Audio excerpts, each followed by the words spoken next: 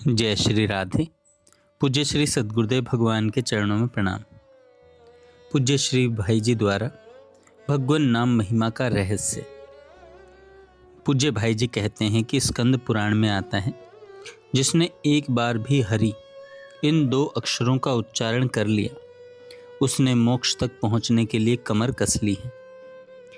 जो अन्य मनस्क तथा अशुद्ध रहकर भी सदा हरि नाम का कीर्तन करता है, वह भी अपने दोषों का नाश हो जाने के कारण उसी तरह मोक्ष प्राप्त कर लेता है जैसे चेदीराज शिशुपाल ने प्राप्त किया था।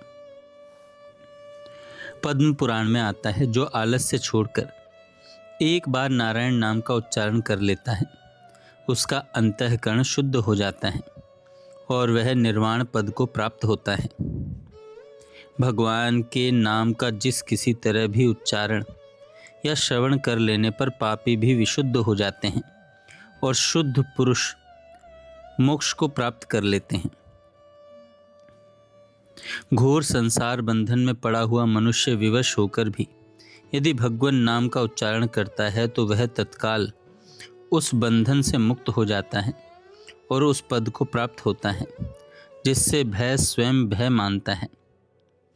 मनुष्यों के पाप का नाश करने के लिए इतने बड़े साधन की आवश्यकता नहीं कि भगवान के गुण, कर्म और नामों का कीर्तन किया जाए, क्योंकि अजामिल जैसा पापी भी मरते समय नारायण शब्द से अपने पुत्र को पुकारकर मुक्ति पा गया।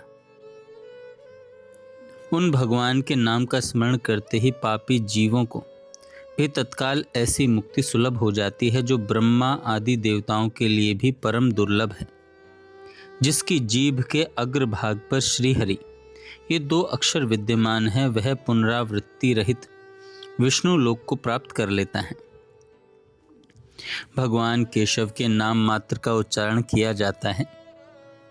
भगवान केशव के नाम मात्र का जो उच्चारण किया जाता है वही परम पवित्र पुण्य कर्म है, वही गोविंद गेह में जाने के लिए वाहन है और वही इस लोक में सुकृत का एकमात्र सत्र है।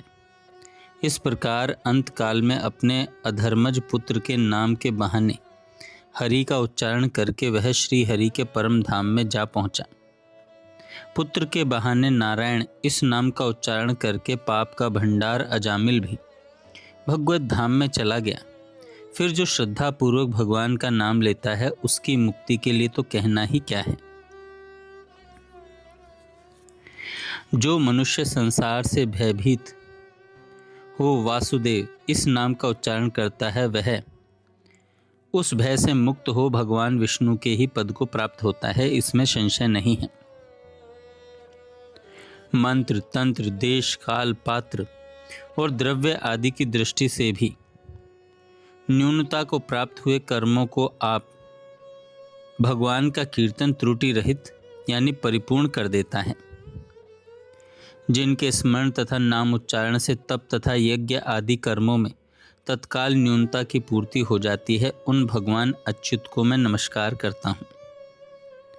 द्रुपद कुमारी कृष्णा ने यानी द्रौपदी ने कौरव सभा में वस्त्र खींचे जाते समय मुझे यानी द्वारिका निवासी श्री कृष्ण को गोविंद कहकर पुकारा था। उसका यह ऋण मुझ पर बहुत बढ़ गया है, यह हृदय से कभी दूर नहीं होता। भगवान अर्जुन से कहते हैं, अर्जुन जो मेरे नामों का गान करके मेरे निकट नाचने लगता है, उसने मुझे खरीद लिया है। यह मैं तुमसे सच्ची बात कहता हूँ। आदि पुराण में भगवान कहते हैं, जो मेरे नामों का गान करके मेरे समीप प्रेम से रो उठते हैं, उनका मैं खरीदा हुआ गुलाम हूँ। यह जनार्दन दूसरे किसी के हाथ नहीं बिका है।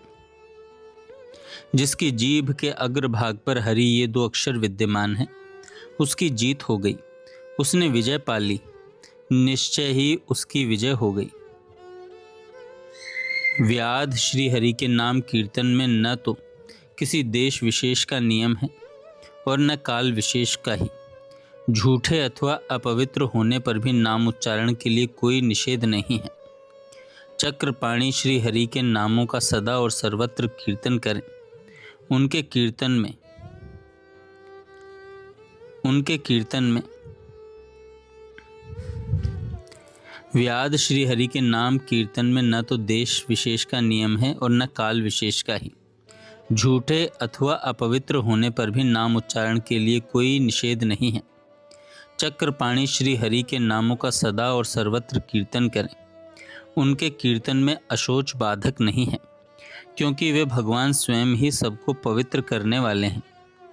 यह भगवान नाम किसी भी देश काल और अवस्था में शुद्धि आदि की अपेक्षा नहीं रखता। यह तो स्वतंत्र ही रहकर अभीष्ट कामनाओं को देने वाला है। कीर्तन में देश काल का नियम नहीं है। शौच अशौच का निर्णय भी आवश्यक नहीं है। केवल राम राम ऐसा कीर्तन करने से ही परम मोक्ष की प्राप्ति हो जाती है।